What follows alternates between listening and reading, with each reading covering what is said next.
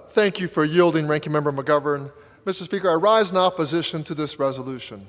I'm here as the ranking member of the House Committee on Veterans Affairs to represent the interests of our nation's veterans when they're callously being targeted.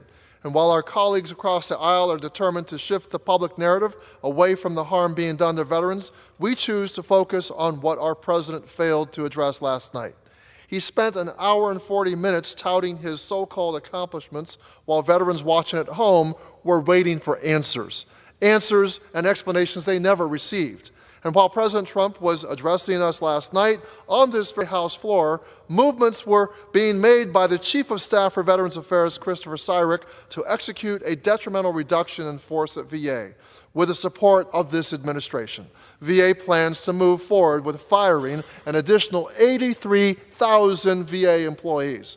Sitting in the audience of President Trump's address were 20 veterans who had been indiscriminately fired from federal agencies. Veterans he failed to address.